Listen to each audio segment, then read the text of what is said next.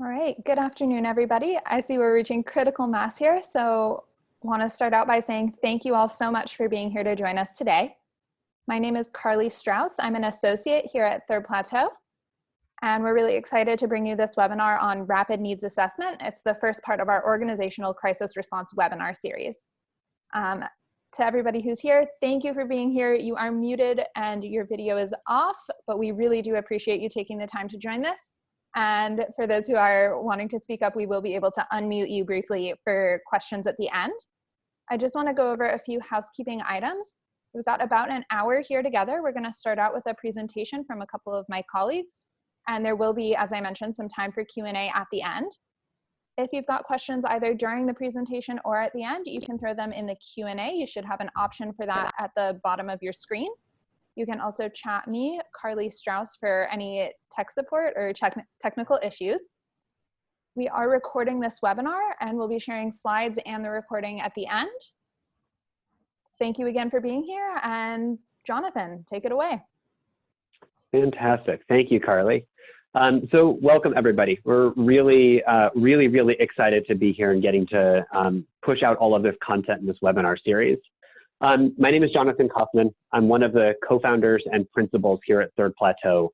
My connection to disaster management and crisis management came when our firm played a significant role in helping the recovery efforts after Hurricane Harvey in Houston. And so bringing some of that expertise and that experience to the table here. I'd like my colleague Marie here to introduce herself too, and I can provide a little bit more framing on the session today. Marie? Yeah, hi. So I'm Marie Huber. I'm a senior researcher here at Third Plateau. Prior to working here, I worked in humanitarian response and international development and spent quite a bit of time in, as you might imagine, crisis and disaster response in Afghanistan, Iraq, and in other places around the world. Great. So Marie and I, those of you that watched the intro webinar know this, Marie and I were talking about what was happening in the nonprofit and foundation community here in the States, and realized that it's not a community that's used to sort of elongated crises and disasters like the one that we're currently in. And there is a whole school of thought and a ton of frameworks and great knowledge and best practices that we wanted to push out into the community so that organizations and leaders were better equipped to navigate COVID-19 and all of the impacts it's having on your organizations, your team members, the populations you're serving, your programs, your funding, all of it.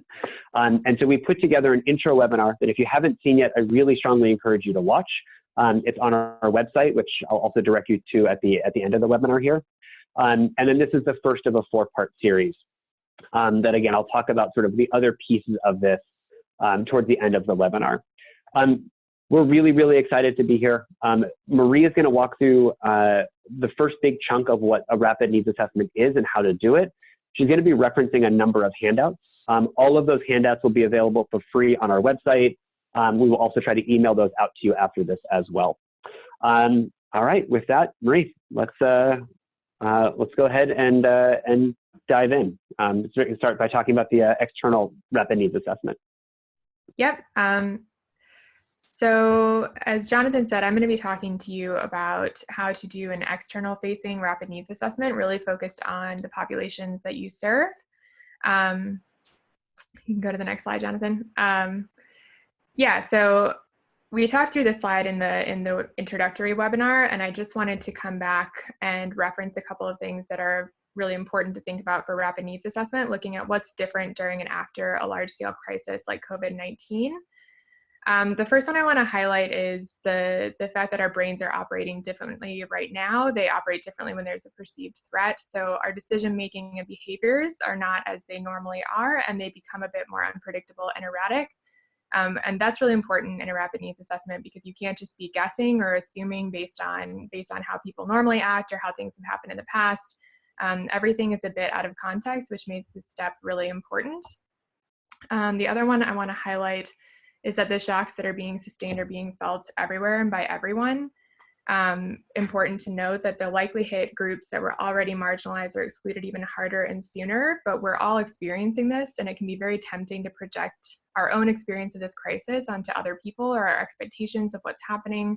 for them. And this is a really critical step to sort of check those assumptions and make sure we're responding to what the populations we serve actually need. The next one I want to highlight is that information is rapidly contextually invalid. Things that were happening a week ago are no longer the state of the world today, and they won't be tomorrow. So what you knew before is no longer necessarily based on what's happening now, and it's really important to update that understanding to what's happening in the current moment and to continue to do so as things are evolving really rapidly. And the last one I wanted to highlight from this was that some of those problems that existed in a normal context aren't necessarily as relevant during this crisis. And the crisis is also creating new problems that didn't necessarily exist before. So this step is really about mapping out those unknowns, what problems we were trying to solve that aren't really going to be at the top of the list right now, and what are the new problems that are jumping to the top of that list that we aren't even thinking about, that we haven't even worked on addressing before. So going back to disaster cycle management, we'll just do a quick refresh on this as well, which is also from the introductory webinar, so you can get a lot more information on that there. But we're currently in the response phase to COVID-19 as a crisis event. Ideally, this disaster cycle management process starts with mitigation, where you're preparing for a crisis that we're anticipating. One of the reasons that and I'm sure everybody on this webinar is feeling pretty overwhelmed and disoriented right now. It's because we're jumping into this crisis mid-cycle. We were not prepared for this. We didn't see this coming. The crisis has already occurred and we're having to kind of play catch up.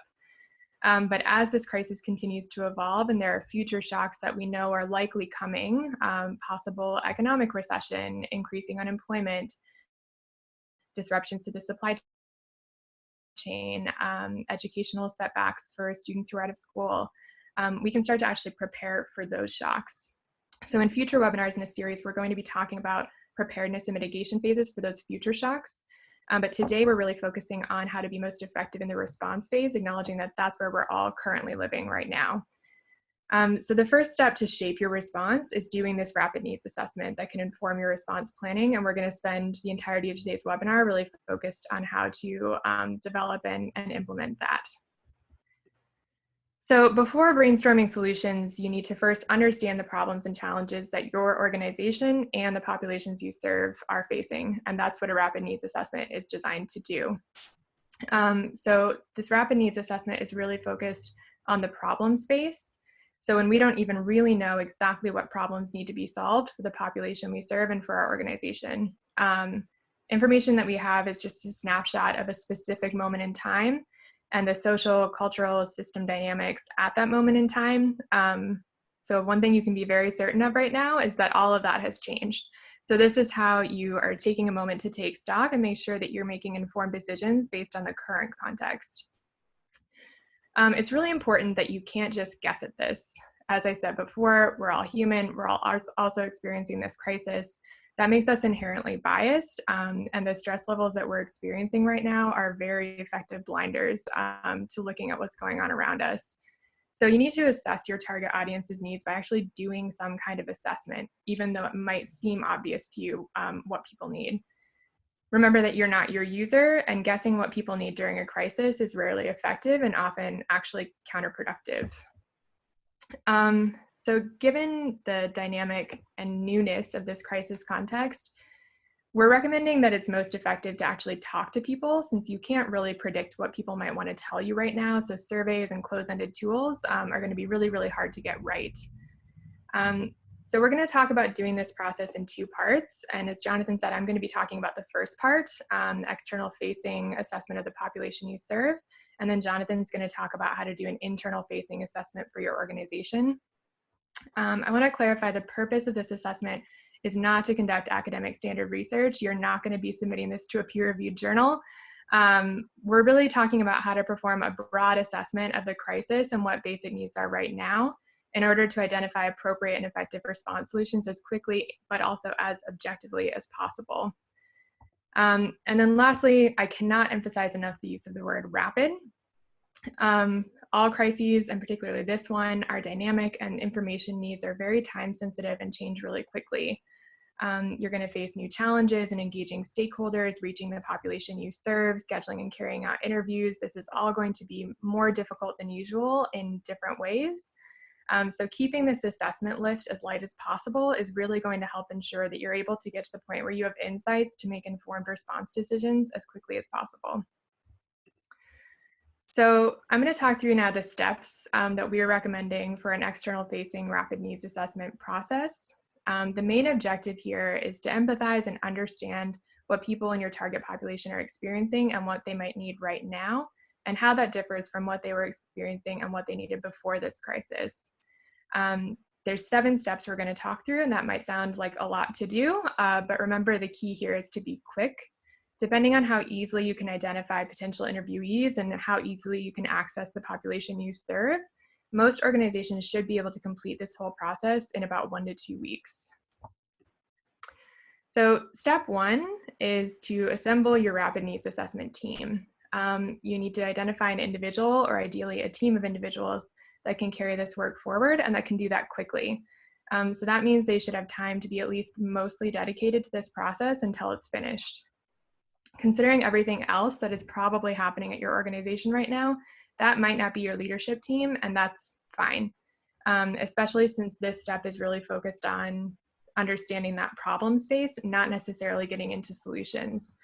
Since it's an assessment of the populations you serve, choosing people that are engaged at that strategic vision mission level, but who also have proximity to the population you serve, is probably going to be more efficient and also make for a better assessment. So for example, in a soup kitchen, staff who are involved in coordinating and operating day-to-day programming, staff who are doing community liaison or outreach work, they're probably going to be more effective than the organization's senior executives to be leading this type of process. So factors important to consider while you're putting this team together. As I said, capacity and time to prioritize the work, who can move quickly. If there are people on your team that have research experience, it would be a very good idea to get them involved. Who on our team might already have skills to do this process well and know how to really move it forward quickly.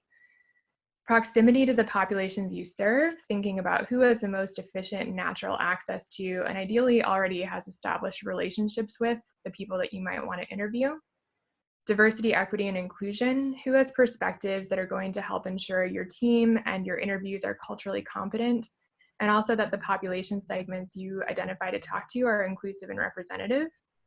And lastly, it'll be really helpful if you choose people for this team that are reflective of the communities you serve. So thinking about who will the people you need to interview likely feel the most comfortable with, and who will they be able to share with the most openly. So once you've put your team together, the next step is to start by defining the populations you serve. If you haven't already, you'll need to start by segmenting those populations, whether they're individuals, whether you serve groups, organizations, coalitions, whatever that may be. So you need to think about that entire population and define what are the different user groups who interact with our programs or services in different touch points. So think expansively about who that is.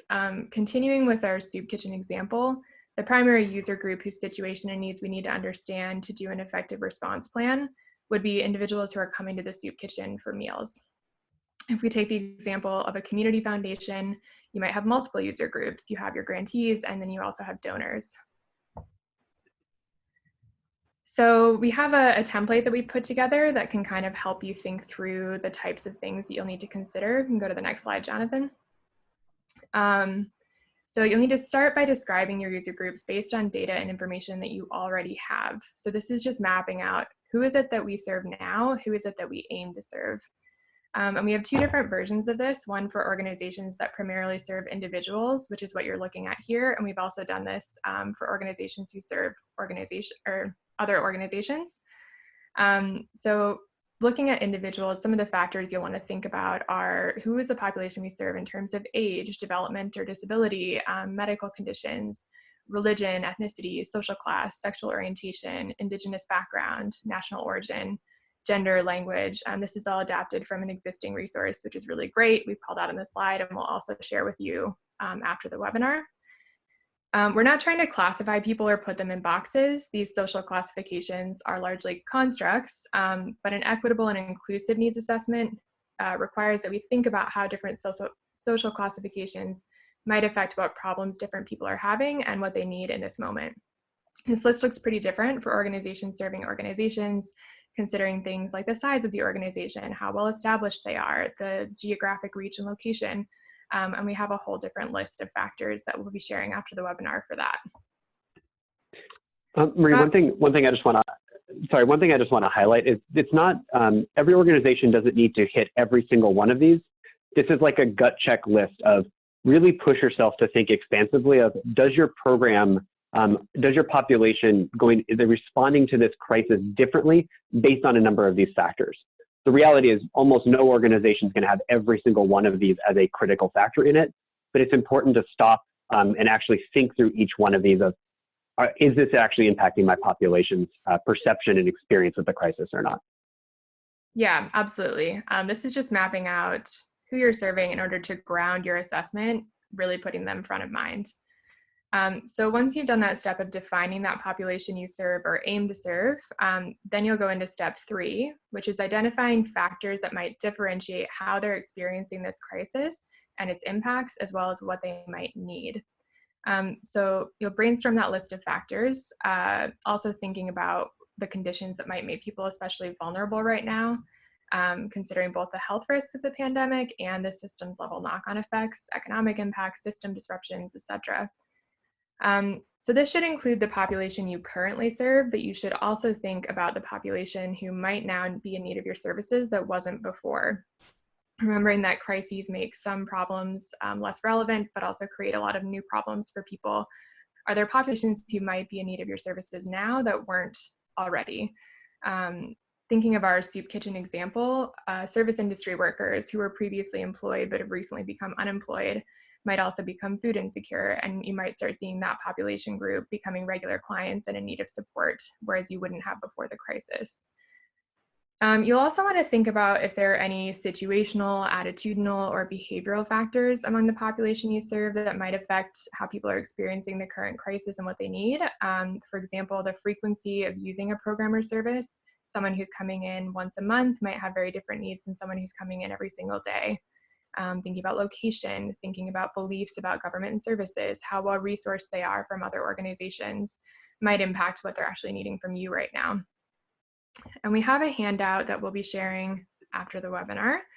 You can go to the next slide, Jonathan, which just talks about privilege and vulnerability factors. It's really important to base this step thinking in statuses that have limited privilege and statuses that typically have privilege. You can see some examples here on age and generational differences. Young and middle-aged adults tend to have privileged status. Children and older adults tend to have limited privilege status. This is also adapted from an existing resource that we've called out on the slide here. And we've also added a column trying to compile some of the information and resources on specific groups that are vulnerable during COVID-19 in terms of health risks as well as economic. So you go to the next slide, Jonathan. We also have a resource here to help you do this step and to do a group brainstorming exercise. So once you've thought of your user groups, you can use those prompts to collectively think through what those factors might be. And then next slide. You can affinity map those factors into themes so that you have a condensed list of the things you really want to be keeping in mind when you're deciding who you want to talk to. So first, you can review those factors from the handouts on privilege and limited privilege, use that shared collaboration tool from the last slide, brainstorm as a group, and then affinity map those into themes to arrive at that shorter list. So for our soup kitchen example, focusing on individuals who come for meals, we might have a list that looks something like wanting to focus on age. We know that people who are 65 plus and children are particularly vulnerable. We want to consider disability and developmental factors, chronically ill and immunocompromised, and what their different needs might be of our services right now. We want to consider religion, thinking about dietary restrictions, religious practices around food and eating, ethnicity and indigenous background, and the population in our community, as well as the population that's actually coming for services. Socioeconomic status. We know that people who are particularly vulnerable right now are homeless individuals, people living in poverty or at risk of slipping into poverty, people who are food insecure. National origin and documentation status might affect what people are needing and how they're seeking services, gender, language, etc. So once you have that list of factors that you want to keep front of mind in thinking about who you need to talk to, then you'll move to step 4, where you actually need to identify your sample and invite people to participate in interviews.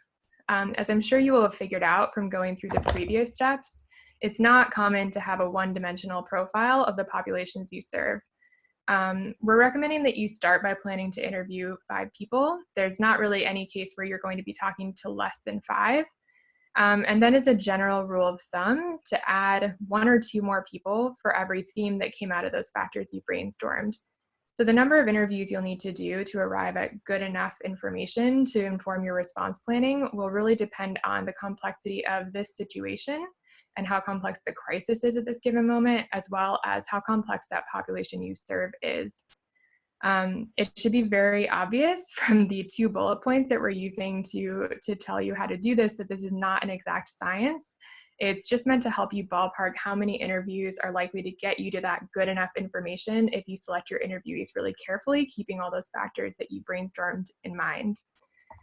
I want to highlight also that you're not looking to collect a representative sample of your user population. You're looking to capture a snapshot of individual experiences that are related to the factors that you've decided are important.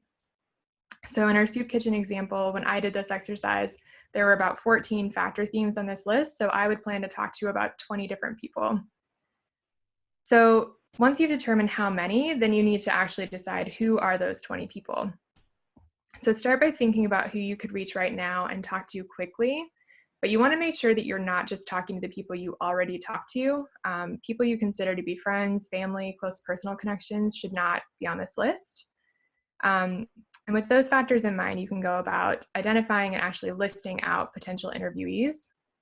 And to make sure you've chosen a sample that broadly includes people who represent experiences based on those factors you did in the last step, you can actually just be listing the interviewee and then writing out information about them based on each of those factors. Or you might consider developing a simple screening tool. Choose whatever approach is the quickest and most efficient for you and your team based on how you deliver services. For those of you who interact with boards and create a board matrix to help assess your board's makeup, this is a really similar concept to how you would go about doing that. So once you have that list and you've mapped out where those people fall and all the factors that you decided on, your team should come together and review that to do a quick gut check. Looking at who's on that list and where they're falling in those different categories, is this list diverse and inclusive? And once you decide who you actually want to participate in those interviews, then you need to reach out and invite them to participate and schedule the interviews if they're interested. I'm sure this goes without saying, but I'm going to say it anyways. Considering the context, safety is obviously imperative. These interviews do not need to happen face-to-face, and by all means should not if you can avoid it. If they do need to happen face-to-face, for example, in a soup kitchen where you're interacting at the point of service, people are difficult to reach, you need to make sure you have an appropriate setup and safety protocols so that you can effectively distance and ensure the safety of the interviewer and the interviewee. Another quick tip, if you're arranging interviews over email, tools like Calendly can help you to schedule a lot of interviews really quickly without having to do a bunch of back and forth to find a time window that works for everybody. So we have a worksheet for this as well, and that's in the templates we'll be sharing. It links those factors you brainstormed to automatically populate and help you map out potential interviewees. So once you've decided who you're going to interview, you need to actually develop your interview tools. Like I said, this is really focusing on experiences and the problem space. So the objective of these interviews is to understand what are people experiencing right now? What are their main goals and motivations? What are their happy moments? What's actually making them feel positive or optimistic right now? What are their problems and pain points, and where are their opportunities to address those? A couple things I want to highlight here. We aren't asking people directly what they want. People find it very difficult to put themselves in imaginary situations, especially in cases where they're needing to picture a future with support or resources that either don't exist right now or that they don't currently have. We also aren't going to be asking them about specific solutions that we think we want to implement. This is really about creating a space for people to tell us what they are experiencing from their perspective. So we want to make sure we're not guiding them towards what we assume that they're experiencing or towards the solutions that we think that they need. So we try to make this part really easy for you also. We've developed templates with an interview guide, sample questions, some tips on facilitation and note-taking. We developed 2 versions of this, one for interviewing individuals if you're an organization that does direct service or delivers directly to individuals, and one for organizations that serve other organizations. And we'll be sharing those afterwards as well. Next step is, as you might have guessed, to actually carry out these interviews. You don't have to be a professional researcher or have a lot of research experience to do this, although by all means, if you have people on your team that do, you should enlist them to help. As I said, we put together those templates, and there are a lot of facilitation and note-taking tips there, so we won't go through those on the webinar. A couple of things to keep in mind. Your participants are all experiencing a lot of stress and a range of mental health issues right now. People have a lot of anxiety, are experiencing, trauma, grief, among other things. So honesty, sensitivity, empathy, and centering your interview practice and do no harm is always imperative, but especially so in this moment. You can really help to ensure that you're checking all those boxes by using an informed consent process. It only takes a couple of minutes before you start the interview, and our templates have some stock language that you can use for that.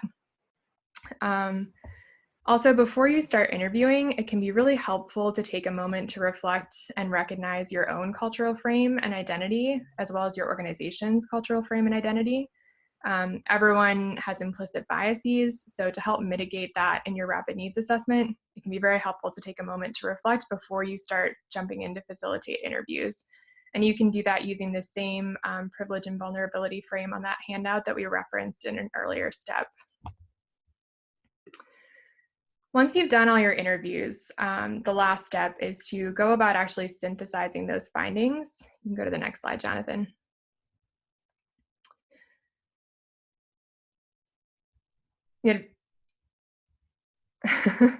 I'll just keep going here.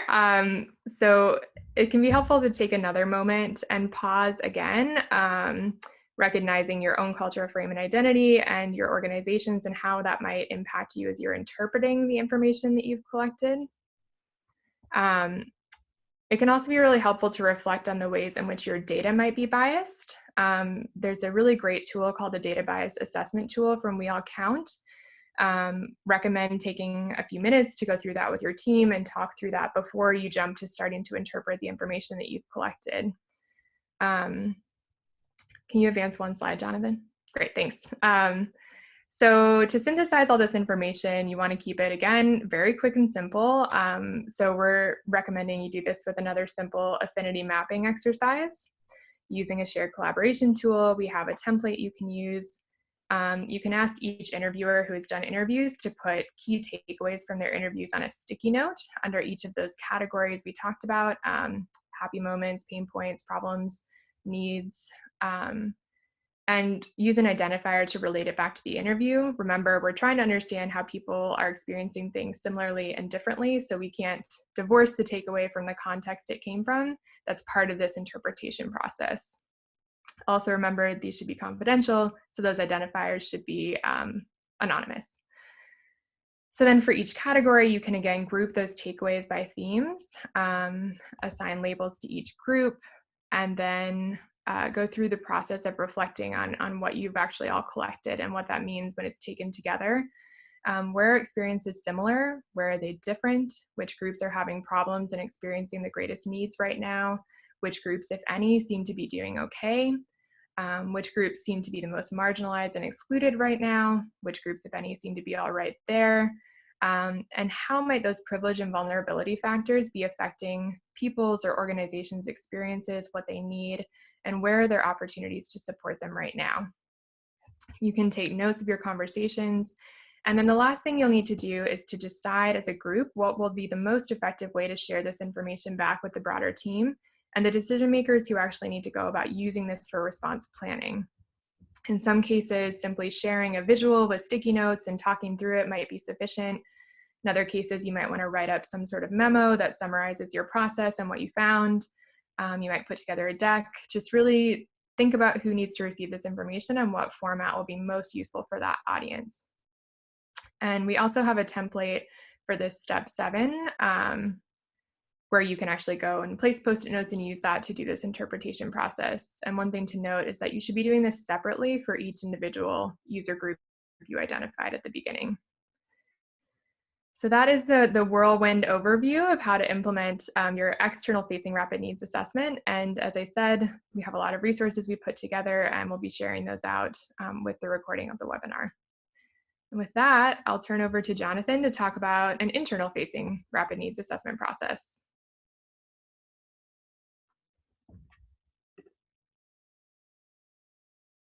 All right, fun with technical stuff here as the phone boots me off. All right, well, thank you, Marie, for the overview on the external facing rapid needs assessment.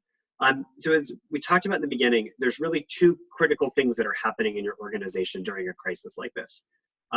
Your program, your population is being impacted and maybe needs different things. And so Marie just walked through how to figure out as objectively as possible what's actually happening and what are they experiencing.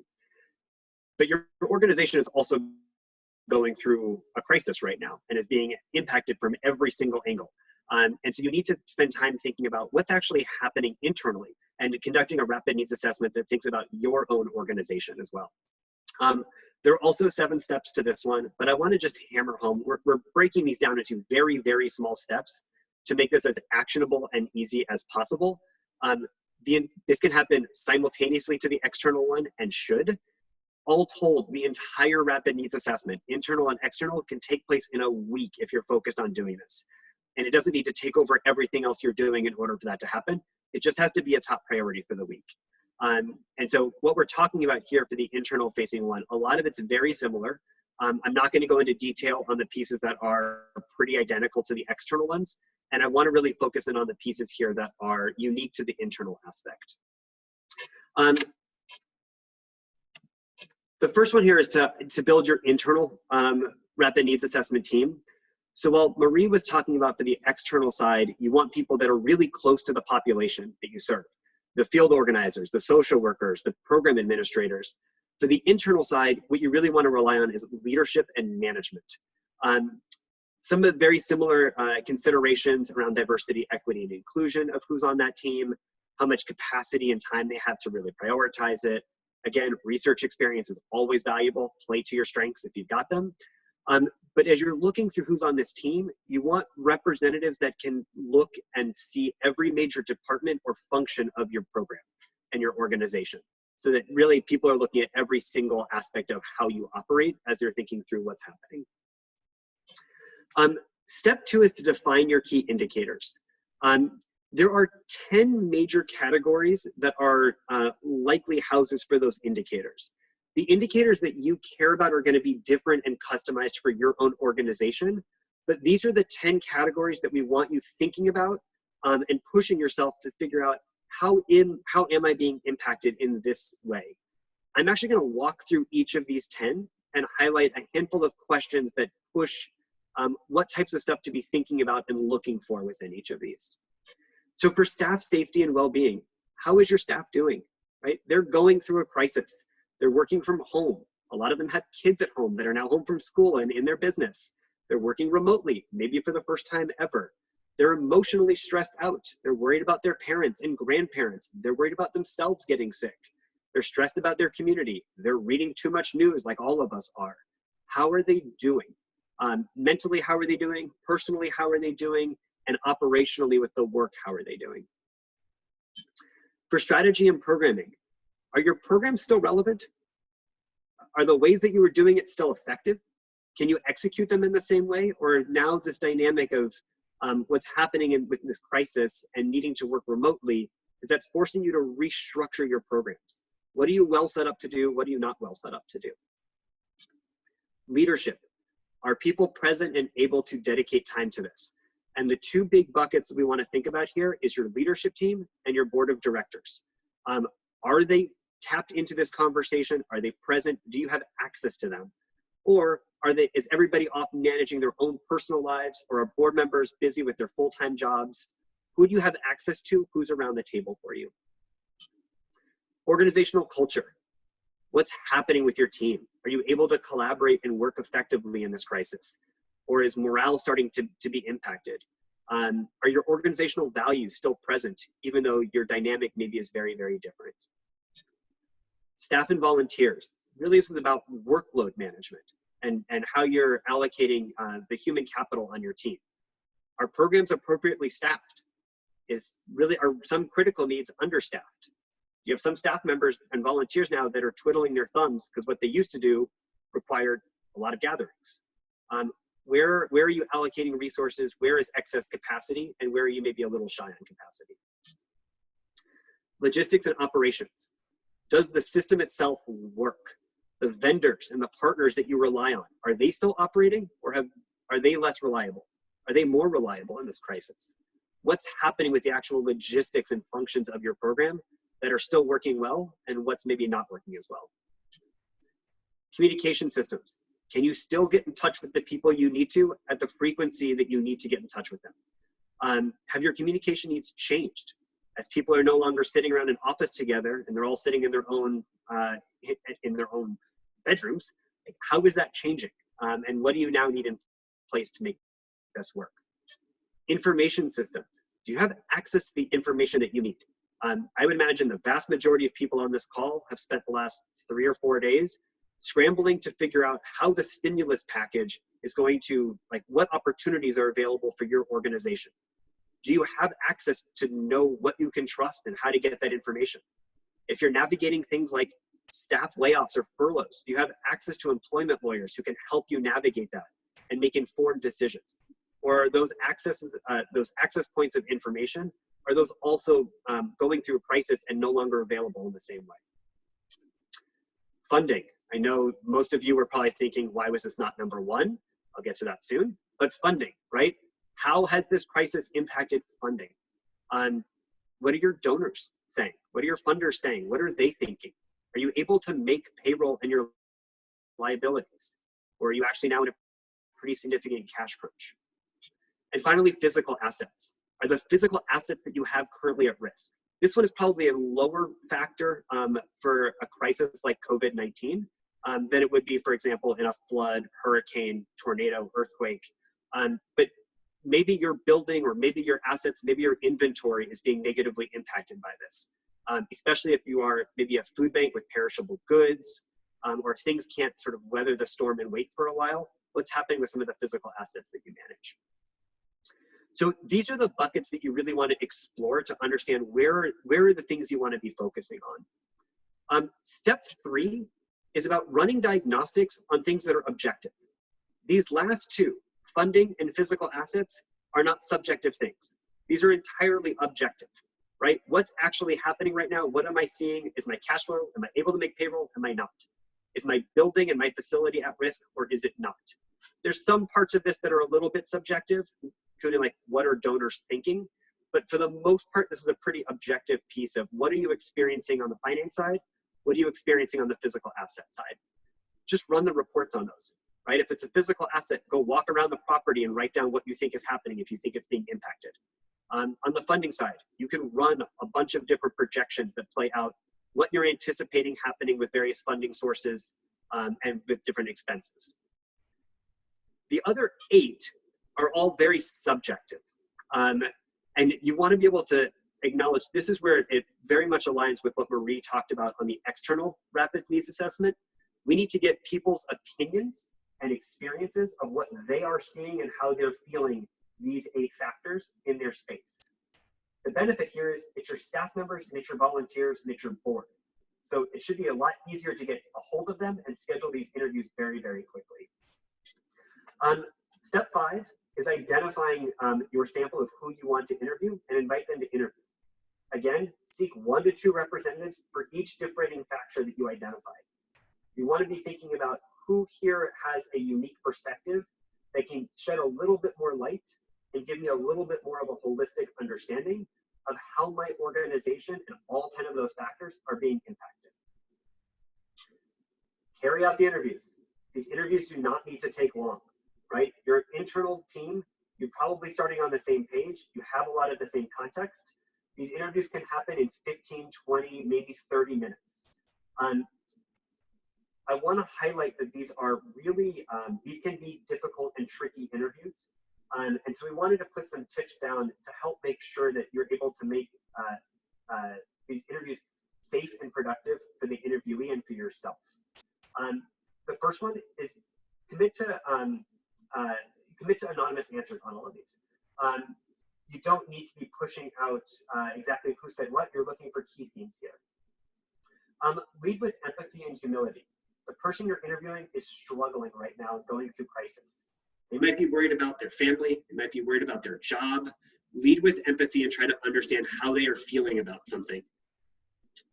3, you're focusing on the problem here, not solutions. And highlighting that will often take a lot of stress out of the environment. Everybody has the right answer about the problem. Solutions are a lot trickier, but we're not talking about solutions yet. Somebody's perception of what's happening is exactly the right answer. So you're talking to the expert, regardless of what their title might be or their job function. Lean into your organizational values. What shapes how your culture operates and how you interact with team members? Make sure it's present in this time of crisis as well. As the person interviewing, be authentic and vulnerable. You're experiencing this crisis too. You likely don't have all the answers, which is why you need their input. Own that. Don't shy away from it. And it will create a more open space for the interviewee to share what they're thinking and feeling. Mirror back what you hear. This is 2 really important things. One is it makes the person feel heard and validated, and that they're actually helping and contributing because they are. And 2, and this is probably more critical here, is it checks for clarity and understanding for you. Marie talked about the implicit bias that we come into the space with, and this allows you to gut check those biases and make sure that you're really hearing what that person is saying. Finally, you don't need to think through every single one of these topics for all of your interviews.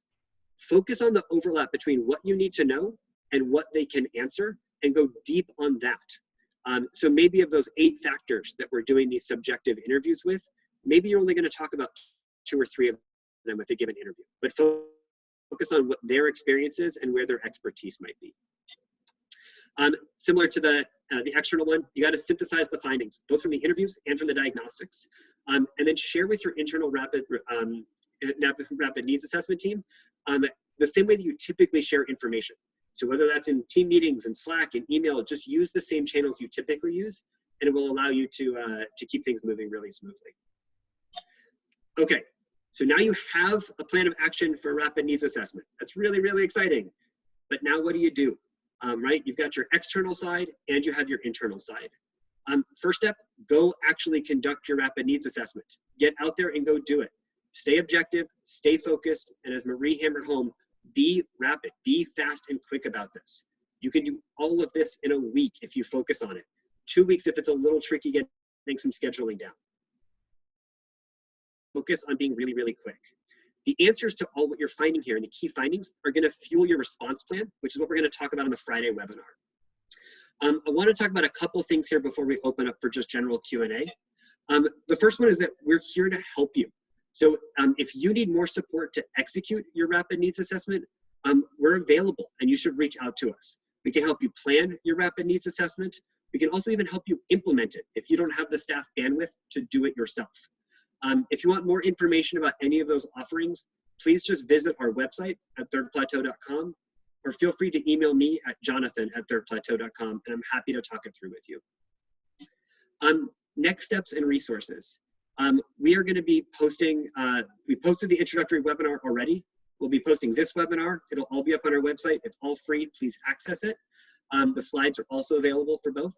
The worksheets and handouts and templates that Marie walked through, they'll all be up on the website. We'll try to email them out to you as well. We've got 3 other webinars as part of this series. Friday at noon Pacific time, we're talking about response planning. On Tuesday, we're going to spend 2 hours, because it's a much meatier session, talking about mitigation and preparedness planning for future shocks that are likely to come. Things around increasing unemployment, economic recession, educational setbacks, mental health issues, things that are very logical to assume are going to increase in the coming weeks and months. And then Monday on April 13th at noon Pacific time, we're going to have a session with our amazing partners at Moving Beyond, focusing on leadership and equity in uncertain times. And how do you really step into that moment as a leader in your organization? And how do you keep equity at the forefront of the efforts you build to move through this process and to build recovery? If you need any more information about how we can help or any of our resources, please just visit our website. I'm making this very easy for you. Go to thirdplateau.com. There is this banner at the very top. Click on it. You'll see all of the other resources we offer. The webinars are all up there for free. We are available if you need customized support on anything. Please just reach out. With that, Carly, I think we can probably open it up for some Q&A and see if we can help resolve any other questions right now. Great, thanks, Jonathan. I've actually got a few questions that have been sent in the chat or in the Q&A already. So we can start with those. And for folks on the line, if you've got more questions, please continue to send them in and we will get to them as we can. So Jonathan, I'm gonna start with a question from Deb Mashek in the chat. She'd like to know what recommendations you can share for connecting the external facing rapid needs assessment process and learnings to organizational mission and strategy. Yeah, I can go ahead and talk a little bit about that. So there's a couple, as we dig into the actual templates and resources we're going to share after the webinar, there's a lot more in there of how to contextualize that or how to take those and adapt them to your specific organization. Keeping your mission and vision and what you actually do front of center is obviously very important. This is probably not a great time to be shifting and changing everything on that front. Absolutely not what we're recommending. So there are a lot of little micro steps within those for how you can take them and adapt them. There's another point I wanted to make on that. The question was connecting it to mission and strategy. Yeah, I mean, I think another thing that I'll highlight here is that making that team as sort of inclusive as possible and getting people in your organization as involved as possible in those steps is also going to really help to keep that front of mind and how you're going about that process. Having a broad range of stakeholders in your organization, helping to brainstorm the factors and defining the populations you serve. Involving more people in that last step of actually synthesizing findings and talking about what does this mean for us? What does this mean for our organization? The more inclusive that is, the more it's going to be tied to the actual decisions that come out of it and what your organization is actually able to deliver. Great, thanks, Marie. I'm also seeing a logistical question, which I'll take very quickly. We've got someone asking if you are registered for this workshop, are you automatically registered for the next 3 as well? The answer is yes, and we will be sending out login information for each of those as they approach. We've got another question regarding the sort of rapid needs assessment, of course. Someone's saying, you mentioned that this only takes a week, but they've got some concerns that for smaller organizations that don't have a big staff of managers and leaders, it might take longer, especially as they're busy serving their populations in this time. So they'd like to know how important is rapid and what's going to happen if it takes a little longer. Yeah, there's definitely some nuance to answering that question. I think to emphasize, it could take a week. That is if you have a team that is able to really focus pretty exclusively on this and see it through from start to finish as their main project that they're taking on at the moment. Obviously, there's a lot of this where response already needs to be happening, especially depending on the work that you do.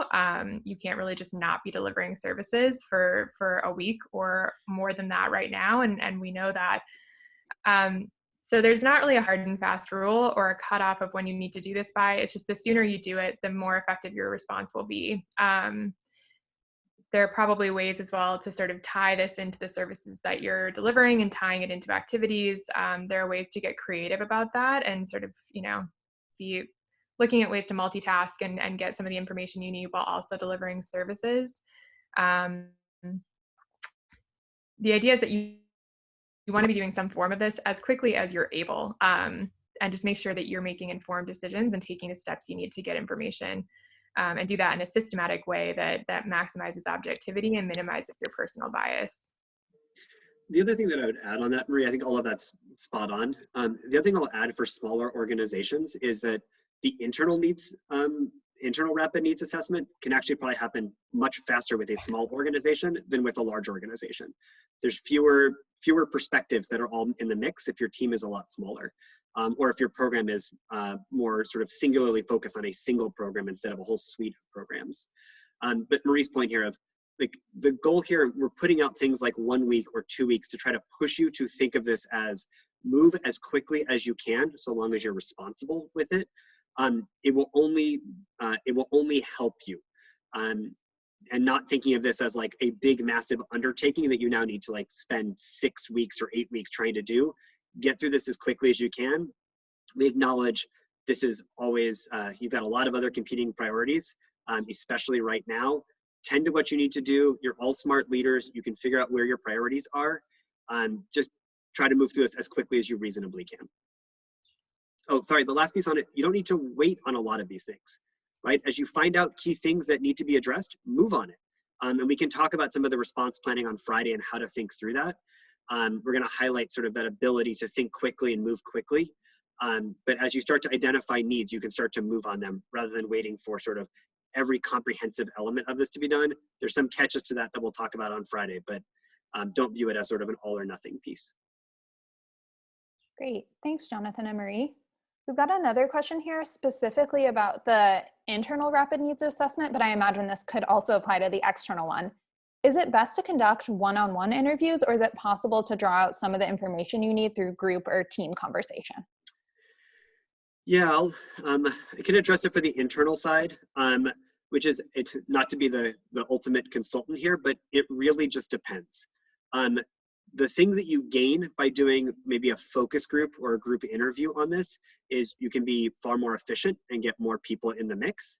The downside is you're now bringing a lot of organizational politics into play of who's comfortable saying what in front of whom. And so just really thinking critically about, are you shooting yourself in the foot by having it be a group? Because now someone's not going to call out maybe something that's not working well because they think someone else in that group's going to take offense. That's probably more of an issue on the internal side. Maria, I don't know if you have thoughts on the external side. I do. Yeah, on the external side, I would definitely recommend doing one-on-one approaches as much as that is feasible, especially considering the nature of the topics you're talking about. This is really personal for people right now, and people sharing openly and being comfortable telling you what's really happening for them and problems they're having, especially problems that might be very new. They might be problems people didn't expect to have and that people have a lot of emotions around experiencing. So trying to talk about those types of topics in a group setting where you're not really sure what everyone's going to be bringing into the room can be really difficult to do well. There's also, thinking about keeping equity and inclusion front and center of this process. Whenever you're convening a group of people to talk about something, there are inherent biases and power dynamics and things that everyone's bringing in as just human beings that have our own personal biases, and we're flawed. And so it's a lot easier to manage and mitigate and make sure everyone has the space to share comfortably if you're having a one-on-one conversation where you are the interviewer and you're there to listen and the person is able to share whatever they would like to with you without being subject to judgment or biases of other people in the group. Great. Thanks, Jonathan and Marie. We've got, I think, one last question here, and then I'm going to hand it over to you two to wrap it up. So the last question is just, would you recommend that different people do the internal and external needs assessments? Yeah, I can take that if you want, Maria. I mean, Sure. It really depends on the organization. I think two things that are really important to keep in mind. On the external side, Marie was talking about how critical it is to have sort of access and relationships to the populations that you're serving. And so oftentimes that means frontline staff are the best position to do the external needs assessment. On the internal side, it's actually better to have leadership and management because they're seeing the entire organization. Like they are the client in that respect, like they are the subject. And so your leadership team probably has a little bit more ability to play a bigger role on that one. For small organizations, those might be exactly the same people. And that's perfectly fine. I do think it's probably good to have some overlap, maybe a single person who's kind of on both teams, so they can keep a sense of it. They can make sure the teams are building off of what one another is learning and can try to consolidate efforts when possible. But that probably can happen through a single person, maybe two people that are maybe overlapping across those teams. Yeah, I just want to add that having different people on those teams will also help you do this quicker. You can sort of divide and conquer, and some people are focusing on this aspect of the information that needs to get collected, and others are focusing on the tasks that need to happen externally. It's just as a matter of efficiency, if you have the luxury of having different people that can do those things, it's going to help you get to your insights faster. Great. Thank you so much, Jonathan and Marie. And Jonathan, do you want to close this out? Yeah. So first off, I want to just say thank you to all of you for everything you're doing. We know how stressful this is. We know how critical all of your work is. The fact that you're investing your time in trying to learn these things and adapt and meet this moment, just the social impact side of what we do, which is everything.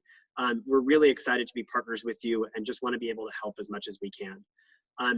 Sort of advice as you're heading out to go try this is, so many of you are successful because you are perfectionists and you're amazing at what you do and you deliver at an unbelievably high quality. I am not saying to sacrifice on any of that, but this is a time where being quick is going to be more valuable. And so like thinking about where you're prioritizing, what you're focusing on in terms of the standards you're setting on things, you always want to be ethical, you always want to be effective, but move quickly. We're going to talk a lot on Friday about, as we think about response planning, about how to build that type of environment and that type of decision making that allows you to move quickly and learn as you're going. The entire point of a rapid needs assessment is to make sure that you're at least moving in an informed direction from the start and not shooting from the hip or guessing at this. As Marie mentioned in the beginning, guessing at this type of stuff and guessing how these situations are impacting yourselves, your organization, and your community is oftentimes a recipe for actually complicating and compounding the problem, not resolving it. Get informed and start to move. And on Friday, we'll talk about where you can move and how to make all of that happen. So thank you all very, very much, and hope to see most of you back on Friday.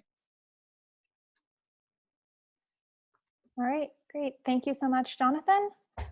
And everybody, we will see you back on the line on Friday. Bye.